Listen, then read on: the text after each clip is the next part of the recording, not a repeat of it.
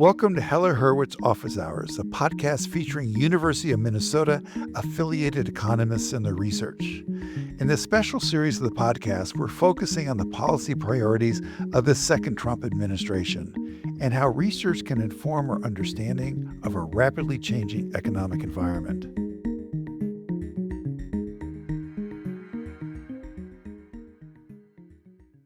The effects of the new tariffs imposed by President Trump have already started to emerge in revenue, consumer prices, and in the labor and financial markets.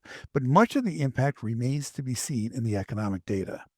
While the president's stated aims for his aggressive trade policy were protecting American industry and rebalancing global trade relationships, one issue that might be overlooked in the current strategy is how tariffs disproportionately impact IP-driven businesses and brand name companies. In this episode, Professor Tom Holmes will discuss this issue and what it could mean for IP-heavy industries, global supply chains, and innovation. So, really looking forward to this conversation. I want to start off with some really basic questions, and we're going to talk taxes. Now, the goal of taxes is to raise revenue. I mean, that's why they're there. Tariffs are a tax on imports, but what kind of tax are tariffs? I think of a tariff as a sales tax. I think it's the same if I, as a consumer, go to Target and buy a basketball, which, by the way, in Plymouth, Minnesota, where I live, I'd have to pay an 8.5% sales tax, which strikes me as kind of high, except if I'm an importer and I want to now buy a watch from Switzerland. This sales tax at the moment on Switzerland is 39%. Right. And so it's just a sales tax. It's shocking. And if you're buying something from India, it's 50% or Brazil. So yeah, these are huge sales taxes on these, goods that are coming in.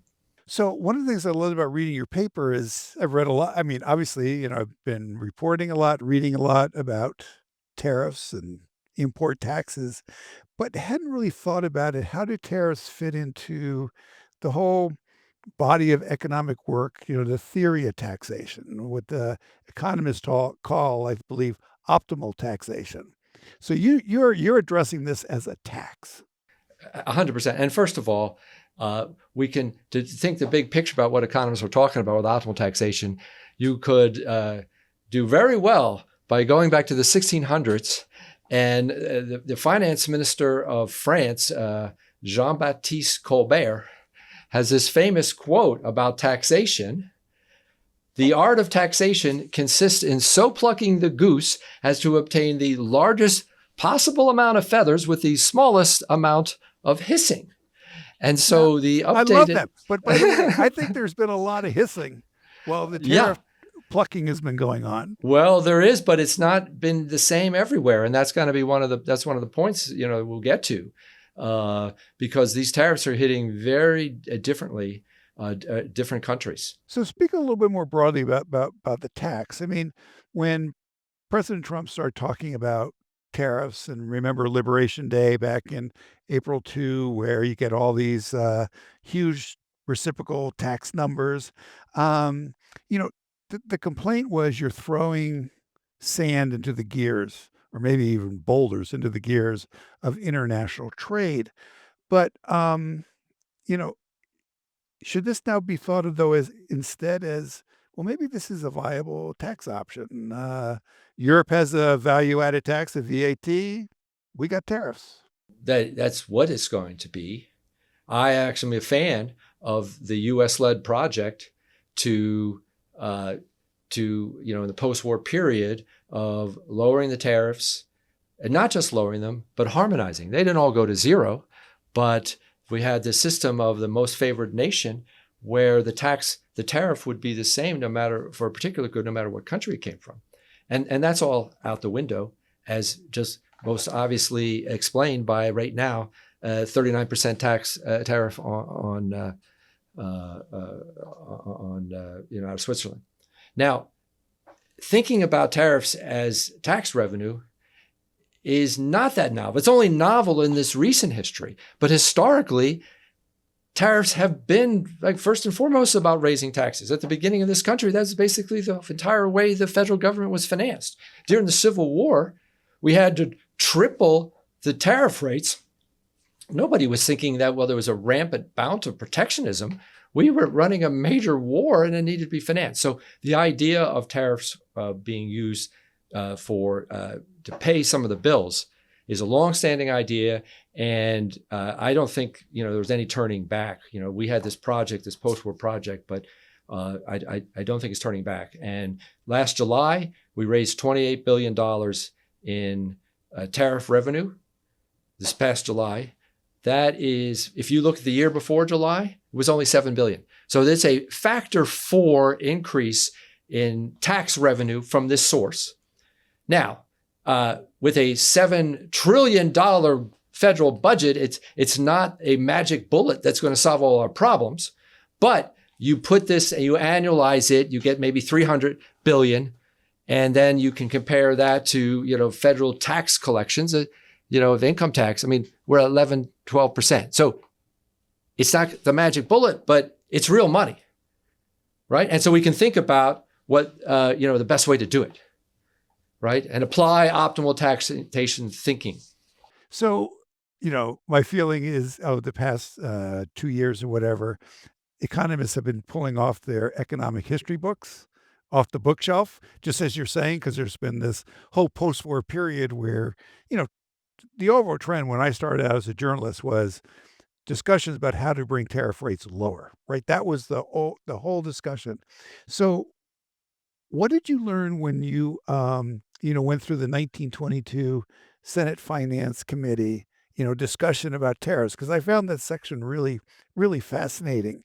And what was the discussion back then?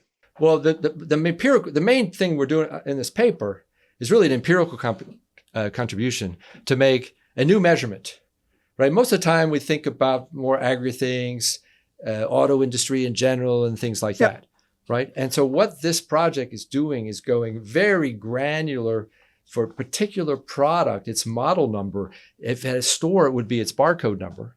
And what I'm doing here is it got this new statistic, which is the retail price at that barcode level model number, right? At the store, the consumer buying a sneaker. Let's put that in the numerator. And the denominator, let's look at that product, but when it was at the foreign country and just crossing the border, the export price, what was that price? And taking the ratio. And that number, I think, is an interesting one. As we get through the podcast, I think we'll tell you why I think it's so revealing.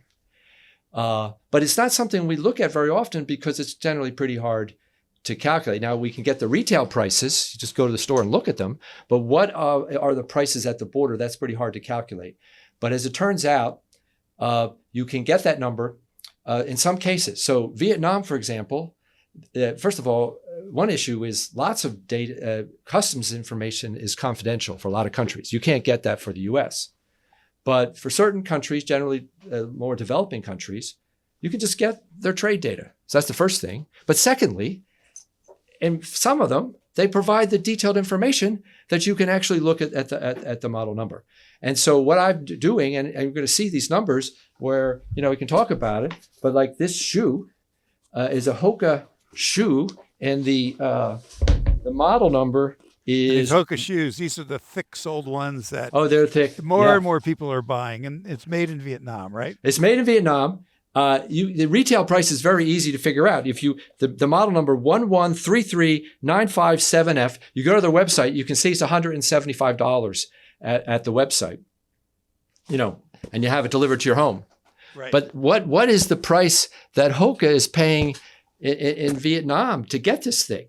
Well, you can go to the customs data for Vietnam and look up Hoka and find the record, and they're paying $33.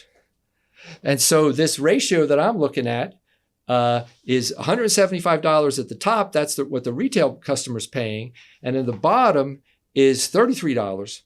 And then that ratio is about 5.2. And I can do that for all of Hoka. And you can get, their median one is about 5.5. The 75th percentile is like 6.7. You can do this for Skechers. You can do this for furniture.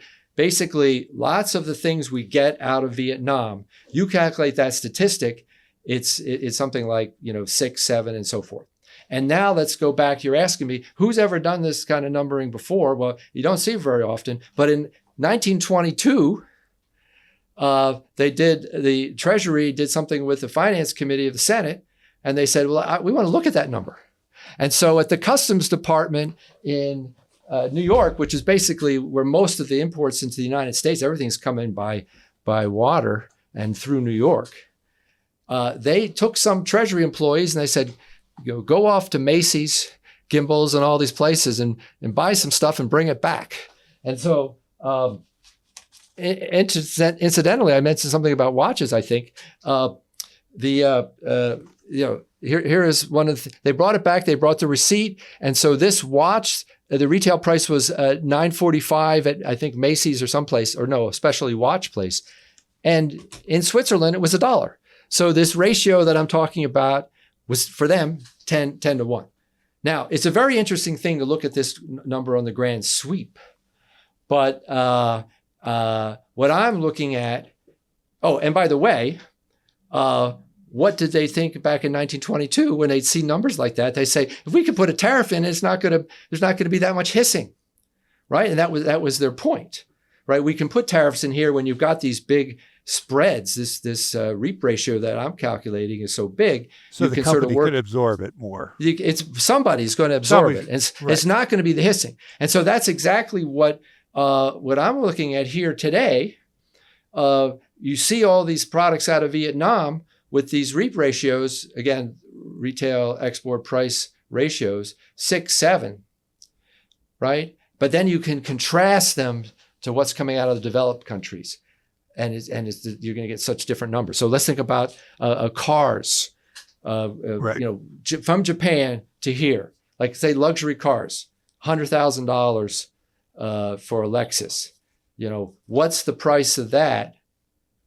At the port in Japan, it's like $75,000.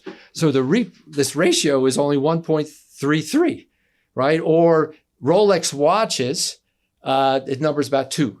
Or Louis Vuitton purses, these numbers are about 2. So why is this going to be a big deal? Well, let's just think through. Let's think about the $100 shoe right now at retail that in Vietnam is $18. And you slap a 20% tariff on that. Okay, let's do the math. $18, what is it, about $360 or something for the tariff? On that, yeah. Yeah. And then you can think of all the space between the $18 and the $100, right? I mean, that ratio is about like 4%. I mean, that is real money. It's not a nothing burger, especially compared to what it used to. But let's move on over and think about that car, right? That sells for $100,000, but at the port in either Germany or Japan or whatever, is $75,000. You put a 20% tariff on that. What's that? $15,000, right? And if you think of the space between the $75,000 and the $100,000, that's 60%. My goodness, there's hissing, right? And you might now look back. Do you remember after the the Rose Garden tariff announcements and so forth? Right. Vietnam is like, I'm here. 20%. We'll take 20%. Sure. Right. They're the first one in. Well, if you start to think about it, it's just, it's something, but compare that to what's happening to these European countries with those very, very low REAP numbers. Right. And you can just see right away. We're going to go in some of the theory about trying to understand why there are differences, but we don't have to go there. You can just imagine how much hissing and disruption and problem is going to happen for those industries, those countries, and so forth, where you have these low REAP ratios. So is the public policy implication here? Hey, slap those tariffs on emerging markets. Well, I think maybe what I was going to pitch it is maybe we want to be lowering tariffs on the developed markets. Another way to think about it is the 15% tariff on Europe hits harder than a 20% tariff on Vietnam, right? And we should at least understand that. And so the markets that we sort of follow through, and these things haven't, Mercedes hasn't changed their prices yet, but when this process has its chance to run its course, we're going to see more disruption for those markets. When you're doing the ratio in Vietnam, it's fascinating, but it also leads to the question, okay, so what? I mean, it's really interesting. You got this data, but in terms of thinking through the economic implications, what's the so what with Vietnam and this high ratio? Yeah, okay. Well, let's, I think before we draw out the implications, we have to at least understand, like, why is Vietnam different than Germany? Yeah. The huge part of it is the treatment of intellectual property and brands and so forth. And the question is, we know when I buy either Hoka, what I can afford, or a Lexus, which I can't.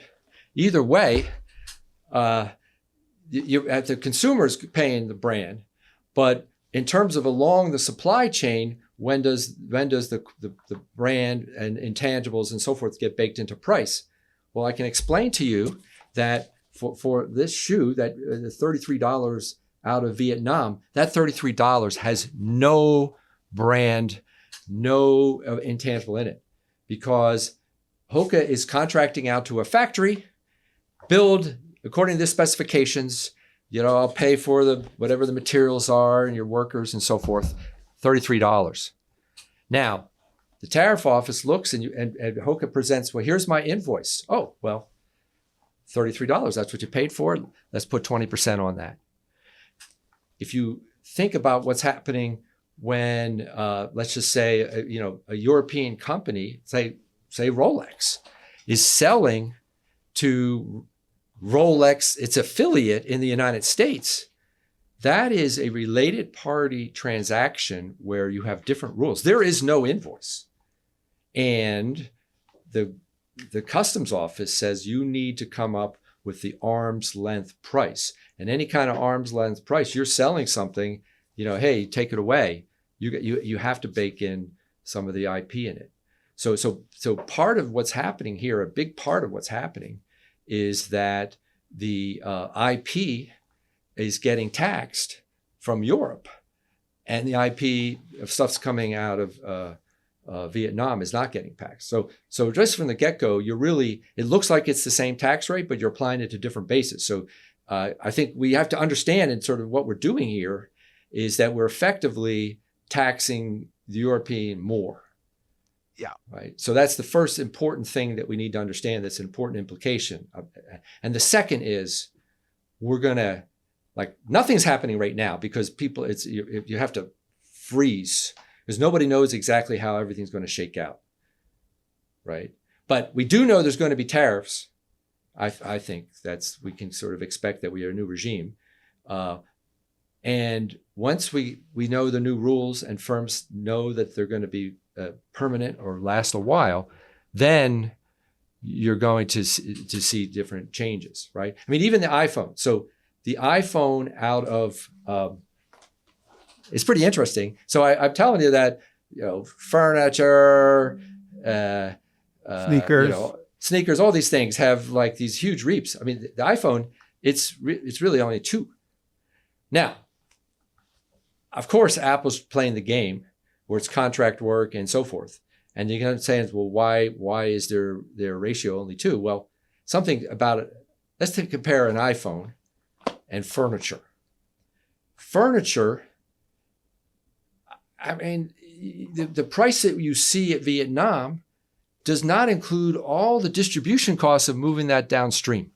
It doesn't even include the cost of moving this piece of furniture from Ho Chi Minh City to Los Angeles, right? And so with furniture, bulky, they have all these high costs. Yeah. iPhone, I could hold a couple $1 million of these things in a little box, right? I mean, the shipping costs and all that stuff, even the distribution costs, what you have to pay Best Buy to sell them is just very fractional. So anyway, I wanted to circle back to the iPhone, and I also wanted to throw in is that the iPhone is getting special treatment right now. So there's a carve out for the iPhone. But that's a carve There's out. That's a yeah. political. They're they're just saying, well, for now. No, I know it's for now. I mean, everybody's saying it's because Tim Cook gave some golden present to Trump in the Oval Office, but it's also there's going to be more hissing. There's right with that attack on the iPhone compared to furniture and so forth. Right. So there is, I think there's a little bit, and the same thing out of Switzerland, I said 39%, but not for pharmaceuticals.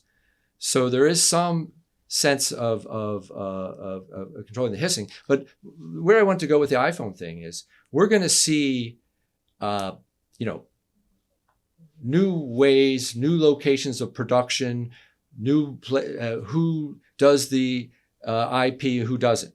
We, the United States, led the world and said, let's go to this world where we're going to have low tariffs. And so people are making production decisions, not thinking about tariffs. And we created these global value chains with specialization. You do this here and so forth, right? Once we undo that, it's going to be very different. And for example, for the iPhone, I said the IP's not taxed. But what I meant by that was the IP that Apple does is not taxed because they're contracting work, even the chips and so forth, they're contracting out. But it has components in here, pretty sophisticated, right, that have IP value, and that's in this phone. If it's $1,000 here, it's $500. That $500 includes the IP of those components. Now,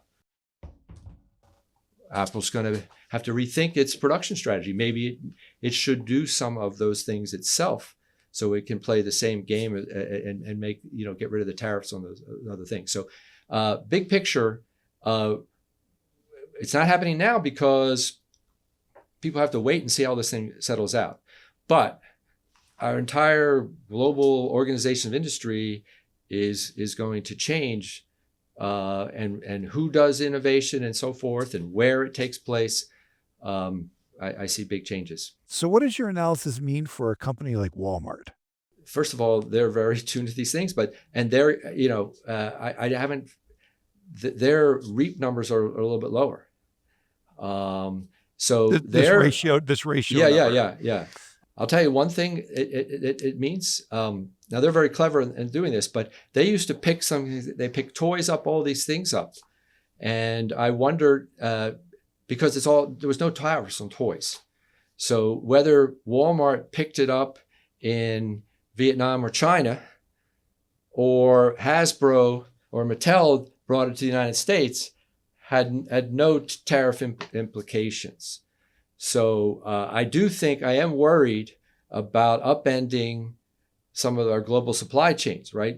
Walmart is efficient at going and picking stuff up around the world and running it through this very efficient supply chain. And now to minimize tariffs, firms may, you'll have more cases. It's got to be more like whoever's got the IP, they contract it out, and then they also bring it to the United States. So that's the first thing. Yeah. And then last question, and it's just, sort of toward the beginning of your paper, and I just got intrigued. How do you look at, if we're moving toward this world of tariffs, is that a less efficient world than a world of VAT, value-added tax? Or is that actually at our state of development and how, with all the IP that we have, it may not be the best thing to do, but it's a reasonable option. It's maybe a second best option. I have serious concerns about the tariffs on intermediate goods and how that messes up and, going back and forth between we haven't got to that. So mostly I've been thinking about this as a final good. The shoes. That's right. But right. And you can see tariffs are very inefficient. If you're going to start taxing intermediate goods, they're going to cause real problems, right? So in the beauty of the value added tax in Europe is that you just tax the incremental value at a particular stage, right? And so it's not going to it really, with a tariff, you're forcing more vertical integration and more, one country doing everything, because you can't get this thing going back and forth, right? It starts in Mexico, then goes to the United States, and you add a stage, then you send it back, because the tariff is taxing every stage of production the entire time, and it just blows up. So and that's the tariff, what people have been doing, is this back and forth, right? That's because tariffs were zero. Yeah. And so you're messing that up. So that's an example of what the kinds of things that are going to happen. Is this global value chain stuff is, especially if other countries start tariffing, you're messing that up. Now, so it's a problem. It's a serious problem. And so my own take would be, one of the basic things you understand about tariffs, or taxes in general, is spread the base. Try to have low taxes, because the smaller they are, even as a percent of the money you collected, the less distortion you have. So I would recommend, kind of low tariffs. I mean, say if you're going to have a tariff, you could lower the tariff to 10% to say everybody. I mean, we all kind of see the writing on the wall. What our deals with Canada and Mexico are probably not going to last forever. And so, you're getting some tax revenue, but it's small enough to not do, too much damage. But it is a failed. If it's just for final goods, I mean, in the United States, most of our sales taxes are for final goods, so they don't wreak havoc the way taxes on every stage of production, right? I mean, if you had to pay a sales tax on, taconite from the Iron Range, and I mean, it would just go crazy, right? So we just tax final goods. So it is a serious tax. The tariffs are an important instrument. If you just want to have like a consumption tax or something like that, it would be better to think of it as a value-added tax. We're not going to get there, and so I hope we land on eventually. Just if we're going to have tariffs, let's make them small. Thank you very much for your time. I really appreciate it. Well, it's my pleasure. Thank you very much. Thomas Holmes is professor and chair of the Department of Economics at the University of Minnesota. Office Hours is a production of Matriarch Digital Media, hosted by me, Chris Farrell, executive producer, Twyla Dang, producer and editor, Beth Gibbs, music by Bob Bradley. A special thank you to Heller-Hurwitz's Hannah Fairman and Janine Sorrell. Subscribe to Heller-Hurwicz Office Hours to hear about the economic research being done at the University of Minnesota. And to learn more about the research we discussed today, visit hhei at umn.edu. Thanks for listening.